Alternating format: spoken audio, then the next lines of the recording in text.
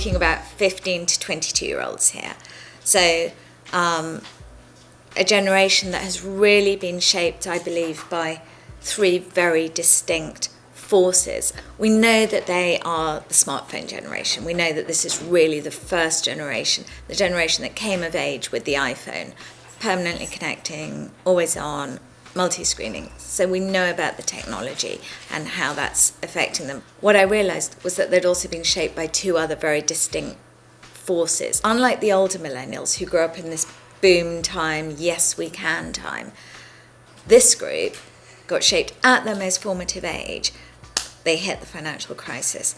That it was their ether, a world of economic decline, job insecurity, and that has profoundly shaped them, as has the third force. This is the generation that was kind of born in the shadow of 9/11, and the generation that really have grown up in this world of increased perceived, if not real, existential threat, greater existential threat, a sense that the world is more dangerous today.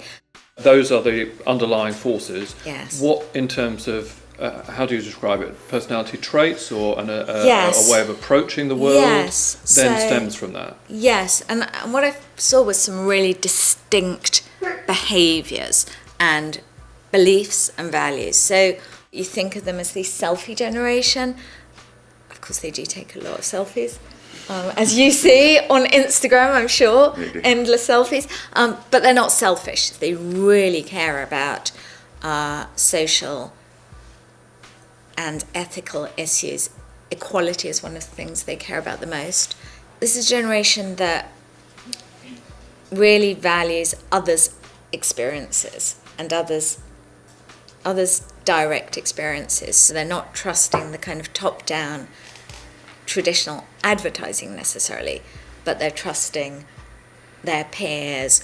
What this generation really wants is to have kind of more of a personal relationship with the brands that they're purchasing. It goes beyond just purely transactional, because it is about, establishing that closeness. And it's difficult to do in terms of the practical realities that brands and marketers face, because what they need is the ability to achieve that kind of intimacy, but do it at the lowest CPM possible.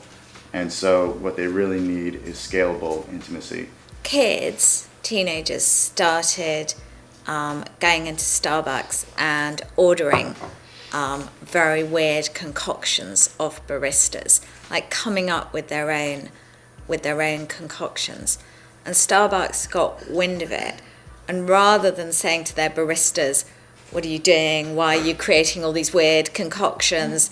And you need to stay on menu," they actually decided to amplify it, and it became Starbucks' secret menu. It stems from, I think, from fairly simple concepts in terms of intimacy, relatability, and shareability, and if you're able, and authenticity, and if you can kind of encapsulate that within a brand message and the mechanisms with which you communicate to consumers, then you're going to find that you're going to be pretty successful.